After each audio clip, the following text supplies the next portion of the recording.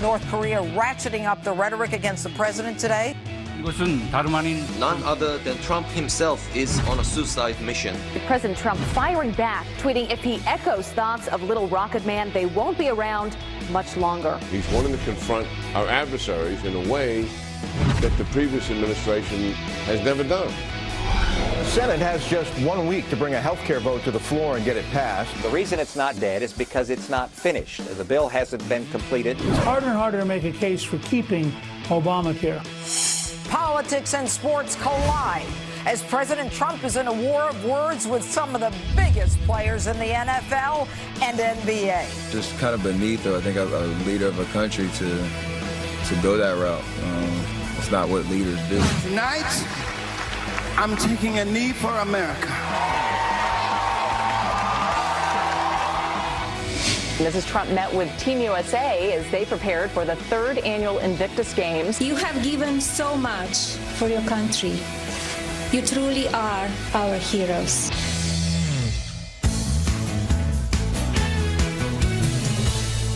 I love this country. We are all American, including Rick Jenkins. You know, back on the couch today. I wonder, Clay Walker won't be taking the knee today. Ooh. No. Probably not. We're going to talk about the Global Citizen Festival as well. They don't take a knee because they don't have an anthem, because there is no such thing as global citizens. Which we still don't know what that is. Which we have to get through the minds of millennials who think they're global citizens, not really sure what that means. Anyway, it sticks in my craw. Oh, good Sunday morning, everybody. And it is a day of football, right? We all love it for that. We all look forward to going home, sitting on our couch, eating way too much food with our family and our friends, and watching some great games. That's right. It's an honor to be sitting with you guys again for the second day. Thanks for having me on the Curvy Couch, particularly on a day when this debate between patriotism and activism is going to play out in every corner of the nation. Absolutely. And the president up early this morning, just minutes ago, doubling down and tweeting about this as well this morning. Not doubling down, tripling down. He said this: if NFL fans refuse to go to the games until players stop disrespecting our flag and country, you will see change take place fast. Fire or suspend. The president this morning coming out effectively calling for a fan boycott of the NFL, saying don't go to the games, don't watch it, because when you do, you enable this kind of activity. Instead, stand for the anthem, and then everything will be just fine. Well, this is in response, because we've already seen this play out. People protesting, people upset about the comments that the president made in Alabama on Friday night, calling on the heads of the NFL to fire players if they're going to kneel. So in response to that, you had a former Congresswoman, Donna Edwards from Maryland, tweet this out. Says, on Sunday, I hope every NFL player takes a knee in solidarity with Kaepernick against the white supremacist who squats in our White House. Okay, of course, this is all premised on the fact that everyone says that Donald Trump is a racist, right? So if you have a white supremacist in the White House, then you have free reign to do whatever you want. Everyone should take a knee. This is what you see. This is a cultural battle right now. You're going to see it play out starting at 1 o'clock Eastern time on NFL gridiron fields, where people either show up or don't show up, kneel or don't kneel. Everyone's taking a knee. Already we're seeing it play out. Bruce Maxwell kneels near home plate in Oakland at the Oakland A's game, and Stevie Wonder kneels on stage at your favorite Global Citizen Festival. In fact, he took 2 knees. Take a look at this.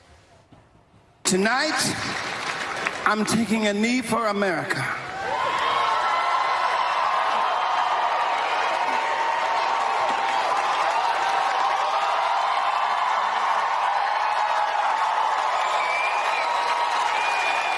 But not just one knee. I'm taking both knees. He's taking both knees. And, of course, Griff, you showed that the Oakland A's player, the first Major League Baseball player to kneel for the anthem. So it's infected the NFL and the NBA. Now we see it happen in Major League Baseball. Yeah, that's the question, is what's going to happen today? Because that was the response last night. Are we going to see more protests today? Are we going to see more people kneel? And you brought this up last hour. Where are the cameras going to go during some of these big football games today? Are they going to go to the American flag during the national anthem, or are they going to go to the players that decide to kneel or to stand? And there will be a lot of them. Already, I believe it's 12 teams are putting out a statement in support. The NFL commissioner, Roger Goodell, calling the president's comments divisive. You know, let me just suggest this. The Raiders play the Redskins tonight at 8:30. It's a Sunday night game. It would be interesting if President Trump showed up on the sidelines at the Redskins game, put his hand over his heart, and stood for the national anthem. And maybe wearing a Redskins jersey because he's from D.C. And that's a whole other controversy. It's a whole other deal. But look at those 12 teams immediately putting out statements calling the president's statement divisive. And these 12 teams that were there put out statements like this, including the CEO of the San Francisco 49ers. One of those teams in the upper right hand there said this. He said, the callous and offensive comments made by the president are contradictory to what the great country stands for. Our players have exercised their rights as United States citizens, not global citizens, in order to spark conversation and action to address social justice. And I always want to, you have to ask you, what are we kneeling for at this point? Because you talk about social injustice. This is the least sexist, least racist, most free, most equal, most prosperous country in the history of humankind. I mean, free peoples governing themselves, yet we can't even now stand together for, I don't know, what is it, minute and a half, 2 minutes for our national anthem? That's the divisive action, is taking a knee, as opposed to having a civil conversation. So we've talked about the NFL, the MLB, and the NBA is now a part of this bigger conversation. Steph Curry, who we all know, who is an incredible basketball player, but came out and said that he wasn't sure he wanted to go to the White House because the Golden State Warriors, of course, are invited to the White House because he doesn't necessarily agree with President Trump's politics. So in response, the president tweeted yesterday, we had that on our show, saying, fine, you're not invited to the White House. You're not going to come. Don't come. So then, invitation withdrawn. Yes. Yes. Yeah, so Steph Curry responded to the president on inviting him, and here's what he said. We don't stand for basically what our president has, the things that he said and the things that he hasn't said in the right times, that we won't stand for it. And by acting and not going, hopefully that will inspire some change when it comes to what we tolerate in this country and what is accepted and what we turn a blind eye to. So here's a statement from the Golden State Warriors. We believe there's nothing more American than our citizens having the right to express themselves freely on matters important to them. In lieu of a visit to the White House, we have decided that we'll constructively use our trip to the nation's capital in February to celebrate equality, diversity, and inclusion, the values that we embrace as an organization. That reads like a leftist playbook. First of all, look at all the teams that we've talked about so far. San Francisco 49ers, Oakland Athletics, Golden State Warriors, all San Francisco, all liberal bubble, all from a place that expects this kind of liberal activism, and you're seeing it play out now in sport. But you look at those last words from the Golden State Warriors statement, equality, diversity, and inclusion. You know the most equal, diverse, and inclusive organization in the United States today is the United States military. Think about who serves, how much they serve together, what they put on the line together, black, white, gay, straight, any shade of any hue, any political ideology, religious ideology. I would say that the NFL and the NBA have a little bit to learn about diversity and equality. Remember I think the first gay football player was drafted in 2014. He doesn't have a job anymore. How many trans players are there in the NFL? How about the WNBA? Why can't girls play in the NFL? How equal is that? Where does it end? Seriously, this is a conversation. They want to laud themselves as being this amazing organization. They play a game for a living. They make millions of dollars. They're ungrateful millennial millionaires who won't stand for their own anthem. That's the conversation this president has started. You're a citizen of this country. Love your flag. Then let's fight it out politically, because we have different views. And you're allowed to have those views because we have free speech. But owners get to make a decision, too. You own a team. Rein in the fact that you're showing disrespect for your country and all those vets and others who've served to defend it. Well, they know the sacrifice that it takes to fight for this country. So all of us can do what we love to do. So the athletes can be on the fields and play their game. The military knows that because they're out there fighting for it every single day, and that's why they're the most patriotic in this country. And the fan, I will say, because when we talk about the NFL and baseball or basketball, you name it, the fans are often the most patriotic of all. You know, and that shouldn't be missed in this conversation, because so many of them come out and they are proud of that flag and they want to stand there. And they don't want this happening. We forget the legacy of Pat Tillman. The safety that gave up $4 million to go fight for our country in Afghanistan was killed. And one of the players, the Cincinnati Bengals player, Tyler Eifert, honoring Tillman a few weeks ago. And we'll see, you know, he says, I stand because I love this country. We'll see if we see more from him and from other players that say, you know what, I want to voice my opinion. I want to support our sailors, soldiers, airmen, and Marine in the sacrifice they make. This has only just begun. A couple hours from now, these games will kick off. Fans will make their choices. Players will make those choices. And I think it's going to force choices for coaches and owners as well. NFL inside these locker rooms, because you know, if you're a player, just like in the military, you don't want politics inside your locker room, just like you don't want politics inside the foxhole. It divides players that need to be united. You got 11 guys on the side of the line of scrimmage. You got to be on the same page. You don't want to be discussing other things. You want to be focused on your adversary. So we want to know what you think, because we've been talking about this and we'll continue to talk about it throughout the rest of the show. But you've been pouring us in your responses. This one comes from John. Says, does anyone in NFL disrespecting the flag remember or even care about the ultimate sacrifice that Pat Tillman paid for all of us? Absolutely. Great point. We got an email from Guerra.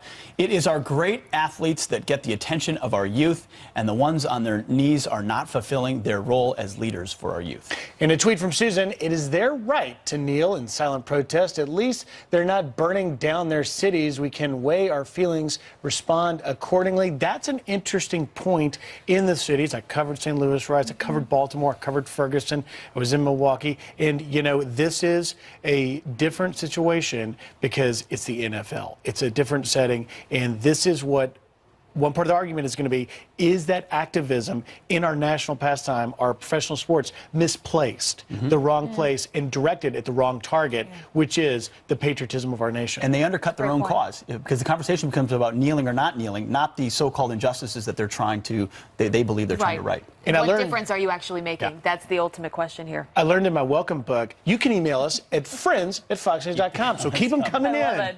Keep giving us your comments. I do have some other headlines I do want to bring you this morning, though. President Trump stepping up efforts to help Puerto Rico just days after an historic Category 4 hurricane slammed that island. Federal aid is now pouring in, including nearly 2 million gallons of water, tens of thousands of cots, and dozens of generators. More supplies are still expected to come in the next few days. Hurricane Maria blamed for at least 10 deaths in Puerto Rico alone, including 2 police officers.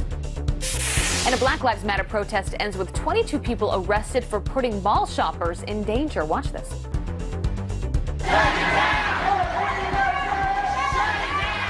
Demonstrators flooding a St. Louis shopping mall protesting the not guilty verdict in an officer-involved shooting. Police asking them to leave, and that's when things got out of hand. The mall was forced to close until things eventually calmed down. President Trump's 90-day travel ban set to expire today as the White House works toward a tougher vetting process. Changes could include country-by-country restrictions targeting governments that have not followed counterterrorism efforts. Citizens from those countries could be banned from traveling to the U.S. Also this, President Trump officially declaring today's Gold Star Mother's Day. I love that, honoring families of military service members who lost their lives fighting for our freedom. It annually falls on the last Sunday of September. We thank, of course, all of our American heroes and their families for their sacrifice. Because, you know, they don't get nearly enough attention, the family of our military. And you get this, Pete, because I come from a military family as well. And you don't think about the mothers who have to send their sons and their daughters away. And it's so hard. It's an emotional thing. They're so proud. But at the same time, you worry every single day. Well, and then they send them away and they don't come back. Yeah. And that's what makes them a Gold Star mother or father or husband or wife. And maybe those taking a knee should think about those Gold Star parents today. When spouses and family members of military members serve themselves in the sacrifice they make. That's right. I love that. Well said, Griff. President Trump warning North Korea won't be around much longer if they strike the U.S. Is this the toughest stance we've seen a president take against the rogue nation? And the president says the NFL, the no fun league, and its players who kneel disrespect our flag and country. What does the man who killed bin Laden think? We'll ask Rob O'Neill coming up.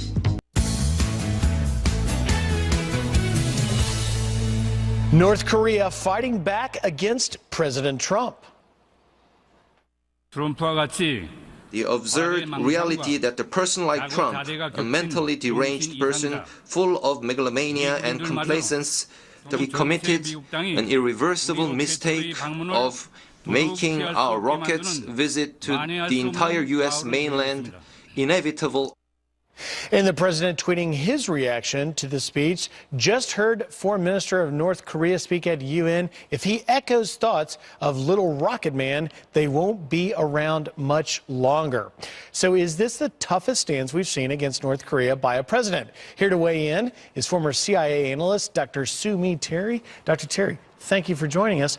What do you think? I mean, the president, the toughest, bluntest talk we've heard against North Korea, who has unprecedented missile tests, more than 20 this year, some of them going over our allies. What do you make of where things stand? Well, it's true. Certainly no U.S. president has talked in this manner, really taking a very tough stance. North Koreans were riled up before when President Bush called North Korea part of axis of evil, but I don't think they expected quite of this level of rhetoric coming out of Washington. My only concern is it's going to escalate because North Koreans cannot back down either. They have Kim Jong-un is bent on completing the nuclear program. They have all said they have to perfect their nuclear arsenal to achieve that ultimate capability to attack mainland United States with nuclear-tipped intercontinental ballistic missile. And now they will have to react to probably a 7th nuclear test or most likely another intercontinental ballistic missile test. So the foreign minister of North Korea yesterday at the UN saying it was an irreversible megalomania act, taking an irreversible. Yeah. Are we headed towards some military action, in your opinion? I hope, and I still believe it's not likely, just because that taking military option would mean massive casualties. I just don't see how we can avoid a big conflict on the Korean Peninsula, just because North Korea is already a nuclear power that puts Japan and South Korea under nuclear threat. We have conventional artillery pieces, North Koreans do, over 10,000 within 60 seconds of Seoul. So if we do take military action, we'll have to be prepared for retaliation from North Korea. Of course, at the end, North Korea will be devastated and utterly be destroyed in an all-out conflict, but Seoul and Japan will particularly take a big hit. Quickly, as a former CIA analyst, in some of these countries, Iraq, Libya, when you want to do a regime change, you can get an insurgency started, you can make contact with the people, but they call it the Hermit Kingdom for a reason. It's so isolated. Yes. Is that an option with North Korea? I think it's very difficult with North Korea. It's the most isolated country in the face of this earth. We call North Korea a hard target for country for a reason. I think it's a very difficult option to pursue that too. So we don't have a lot of good options, I'm afraid to say. Unfortunately, and the insults escalate. Yes. Dr. Sumi Terry, thank you very much. Thank you for having me for being here with us. President Trump trying to close the deal to repeal and replace Obamacare in the Senate. Can he convince Rand Paul to vote yes? We'll ask David Bossie just ahead. And athletes across the country are blasting the president for slamming anthem protesters. But our next guest says it's all an act. Kevin Johnson is on deck.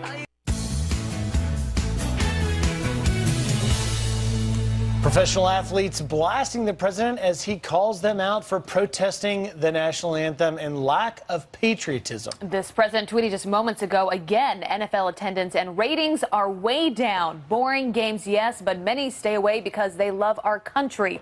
League should back U.S. But our next guest blames these players for social justice warring. Here to explain, Fox News contributor and executive director of the Black Sphere, Kevin Jackson. Kevin, good morning. Obviously, the president tripling down this morning in his response to Roger Goodell and other NFL teams. You say they're social justice warring. What do you mean? Well, good for him for doing this. This has been long overdue, Pete. A lot of people in America have been talking about going to sports and only watching sports games, and these guys have said, no, this is our time to speak out. And the fact of the matter is, it isn't their time to speak out. These guys are protesting the national anthem, something that's been happening at games in this country since the beginning of sports.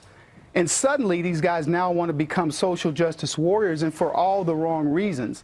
So I love that Donald Trump has finally said, like he's done with immigration, like he's done with Obamacare and other political issues, you know what? The political correct nature of sports needs to be addressed. We need to start looking at this country and becoming patriots again, standing for the flag and what it means, and quite frankly, honoring the tradition of sports. Sport is a meritocracy where people have, effectively, you get to play this sport because of the people that stand behind the flag. Right.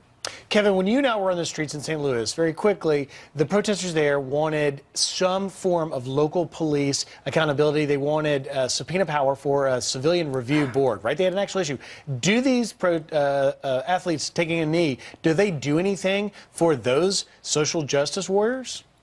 No, they do nothing for them. And one of the points I was going to make the other day when I was on was that these guys act as if they are running into these types of problems daily. They're not. And I would defy Stephen Curry or Kaepernick or any of these athletes that call themselves social justice warriors to name me the last person shot in any city, shot and killed by another black person or somebody else. If you care, they would care about all the crime that exists in every city in this nation. Cleveland, Ohio, I guarantee you that LeBron James can't tell you who got shot last night. and he wouldn't care.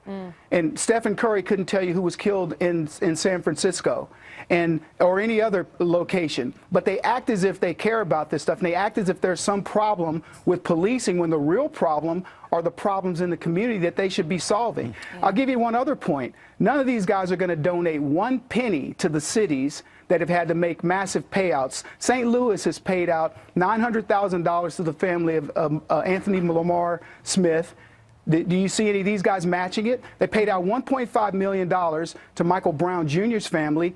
2 people who tried to kill police officers got payouts, and you can bet Stephen Curry and those guys will not open their wallets to help the cities repay this money back. Well, the president's saying this is about respect for this country, but some of the media are saying that the president is making this about race. This is just one example of that from the media. From an op-ed, it says there's something far more pernicious here. Both the NFL and the NBA are sports in which the vast majority of the players are black and the vast majority of the owners are white. When you make comments about how the athletes in predominantly black pro sports leagues should just be happy with what they have and not complain, you aren't doing it by accident. You really believe it. Your thoughts, Kevin?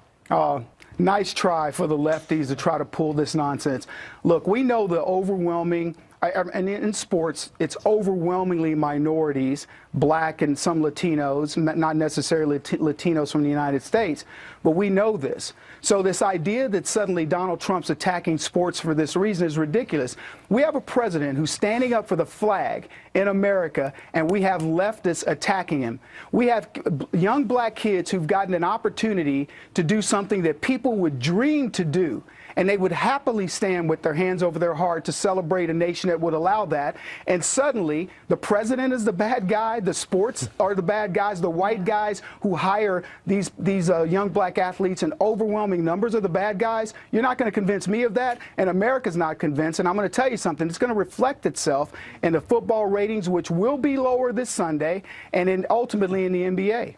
So you'll be standing today, what it sounds like, Kevin. I stand every day for this country, Abby. I love this country. Are you going to watch? Are you going to watch games today? Opportunity. Kevin, quickly? I've quit watching football since the Kaepernick incident, and I did a social media test, and many people like me have done the same. It's true. All right, Kevin, good to have you on this morning. Thanks, have a good Kevin. day. Thanks. All right, well, what does the man who killed bin Laden think about these anthem protesters? Well, I bet he has an opinion, and Rob O'Neill is here with it next. Plus, the effort to repeal Obamacare appears to be on life support, but is the president working behind the scenes to get it done?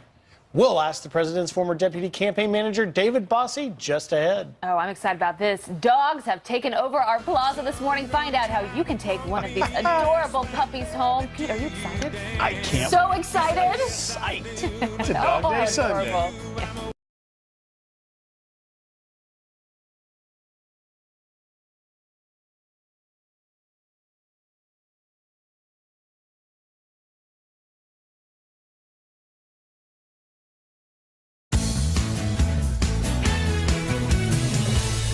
Rocket Man should have been handled a long time ago.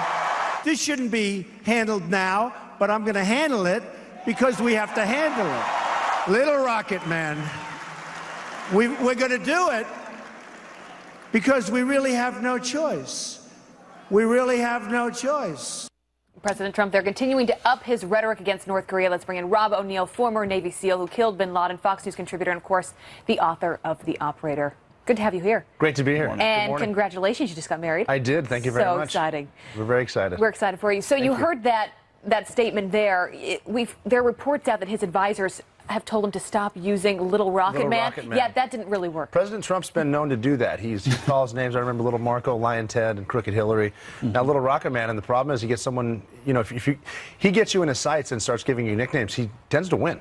And this is no joke here. He's trying to make Kim Jong-un upset, which I think he's doing right now. But this isn't a joke. We possess the capability, if we need to completely destroy North Korea. How important is what he said when he said, we will utterly destroy you? You know, the foreign policy intelligentsia will say, well, that's dark talk. How can you do that? Yeah. Or is that the kind of talk that's needed if you actually want to get something done? Well, I think it is dark talk because we're right now with the politically correct environment. We like to kill people in war nicely as we can. We are the strongest military in the history of the world. And if it comes to, if it came to a conventional war, which I don't want it, But, there's going to be a lot of people that die on both sides, Japan, South Korea, but North Korea, we can completely wipe them out, make them cease to exist. And that's the last thing China wants, which is why the tough rhetoric is so important, because it's to North Korea, but most importantly, it's aimed at China. China needs to listen, and if there's any kind of special operation, it's going to be Chinese special operators killing Kim Jong-un. We got to turn the page. Okay. We got to turn to NFL. Okay. How do you feel about taking a knee to the national anthem? I'm a white kid from Montana, so I've never faced discrimination, any kind of racial stuff. But as a veteran, it's insulting. If there are different ways to protest. If you stand for the national anthem because you're allowed to play the game because of the flag, because of the people. When I see I see the flag, I think of Iwo Jima, I think of Normandy, I think of the guys that went in the Bin Laden compound, I think of 9/11. Right after the anthem, then take a knee. How about everybody wears a black glove or something like that? Protest in a different way. But we got people that don't understand what's going on. Colin Kaepernick, where's he playing today? Oh, that's right. He doesn't have a job. How does the military feel? Look at this guy. He gave a protest about discrimination, anti-discrimination, wearing a Fidel Castro shirt. Yeah. Are you out of your mind? Yeah. Have you taken a history class ever in your life? What he's talking about. Yeah. I mean, it's the wrong way to do it. Every widow I've talked to, every veteran I've talked to, regardless of what you say, you can't take a knee for the national anthem and say, but I support the troops. No, you don't. It doesn't matter what color you are when you're in Afghanistan and you get killed. You come back in red, white, and blue. Being fair to Colin Kaepernick, very quickly, if we took him to Afghanistan and let him see, if we took him to Walter Reed... If we took Colin Kaepernick to Afghanistan, he wouldn't leave green bean coffee. He would stay on the base, very, very safe, guarded by guys wearing the American flag that he hates. Green bean coffee is the coffee that's served on base. Yeah, so and it is. You would not leave the base. Let's give them a shout out. It's pretty good. Oh, man. Rob O'Neill. Always quotable. Well done. Yeah. Thank you. Thank you. Congrats. Good to have you here. Thank you so much. Great. I kept a man. Turning now to some other headlines we're following. 3 earthquakes in the last 2 days have killed 5 people, stalling rescue efforts from Tuesday's quake in Mexico.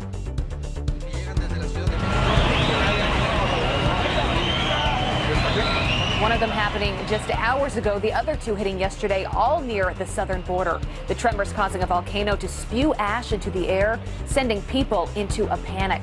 Almost 400 people have died now from this month's earthquakes and aftershocks combined. Also, that's Hillary Clinton stepping up her attack on President Trump supporters, specifically targeting white women. Watch. When I see women doing that, I think, why are they publicly disrespecting themselves?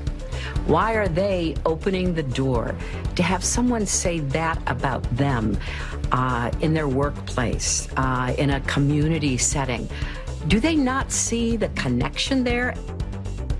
The former Democratic presidential candidate also pointing out that she lost the white women's vote. Pete, I'm going to hand this to you. All right, we're going over to some college football here. An electric game-winning drive keeps Penn State undefeated. McSorley across the middle. Touchdown! Jawan Johnson. Those pesky Nittany Lions narrowly avoiding an upset to Iowa State. Who was that? Was that Iowa? It says Iowa State in the prompter. I think it was Iowa. 21. This is why you're reading it and not me. Down to South Texas. Down south, Texas A&M beats Arkansas for the 6th time in a row, 50-43. But Arkansas gave them a go. And at the Louisville-Kent State game, a different kind of touchdown stole the show. Oh my goodness, buddy, do it! Do it! Do it! Touchdown! Oh. Yeah! That's right, look at it. And just as you think he's going to run out the back of the end zone, he stops. He goes all to the way. He got it to a post. He went all Chris Berman right there. Yeah. Loose. After its superstar run, the squirrel made it safely out of the stadium. No squirrels were harmed in the filming of this touchdown. By the way, Louisville won 42-3. And Sean Groman, our producer, says, and the Gators beat Kentucky, but he's a Gators fan. Nobody really cares, except for everyone in Florida. Congratulations. Where's the video today? Last weekend. Game? Oh, next hour. We played it like 10 times last weekend. You know who might care? Adam Klotz, who's outside with some weather. Adam, what do you think? I didn't hear a thing you guys are saying because I'm distracted by Boop. Everybody, Boop, meet the world. World, meet Boop. Beautiful dog. I'm supposed to be talking about the forecast. I can get into that real quick, and then we're going to talk about some puppers and some doggos. Maria Hurricane Maria continuing to spin off in the Atlantic. We'll take a quick look at some of these graphics as we're talking about a Category 2 storm at this point, still spinning way off to the eastern edge of the Bahamas. This is the path in the upcoming week. A Category 2 storm. Folks, in the next couple of days, the Carolinas, really going to want to be paying attention to this one. It does fall down to a Category 1 storm. It's going to get close enough that you're going to see some rain, you're going to see some winds, especially along the mid-Atlantic, and definitely some rip current risk here in the next couple of days. That's going to be running into the middle of the week. Now on to the puppies. I've got Christina Russell with me from Camp Bow Wow. What is Camp Bow Wow? And then your program, Give a Fetch. What is Give a Fetch? Great. We are the largest boarding and day camp franchise in the U.S., and we have 144 locations around the U.S., and we are here to promote our Give a Fetch event. It's a way for us to promote responsible pet parenting and to really celebrate the great things that we all do for our dogs.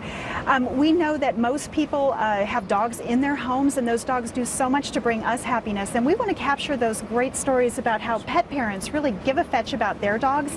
You can go to one of our 5 events around the U.S. and get a free tennis ball for your dog. They're squeaky balls. Now every dog in America is looking at their camera from the squeaks. I know my dog is. Yeah, of course. And Hi, Piper. Yeah, and Keep for going. every tennis ball we give away, we're going to be donating $5 from Camp Bow Wow to the local shelters of the pet parents' choice, up to $50 across the course of the weekend. The events are going on in Dallas, Cleveland, Denver, Atlanta, and in Paramus, New Jersey, just across the river. And so we hope that everyone will come out to support it. We're also promoting finding forever homes for some of our shelter dogs. Right, we want to adopt some of these dogs. Obviously, these guys are going to be quick to go because they're adorable. But, it's important that we're adopting these ones too. Yeah, so we've got a lot of puppies here, which obviously are easy to find homes for, but I want to encourage everyone too to check out Captain and Sweetheart, who are some of the older dogs that are looking for homes, and we would love to find great homes for these dogs. Okay. Sorry to cut you short. We're running out of time. Okay. I'm in here playing with the dogs. For more info, we're going to head to our website, foxnews.com, and I'm going to spend my time playing with these puppies. We'll be right back. Hi, guys. Sorry. All right. Well Good thing done, I wasn't out there. I would have know. taken one of those home. I can't believe they took you. Very cute. President Trump trying to close the deal to repeal and replace Obamacare in the U.S. Senate. Can he close the deal, and will he get help from that man, Rand Paul? The president's latest push in a live report from Washington next. And this first responder ran the Twin Towers with 60 pounds of gear on his back.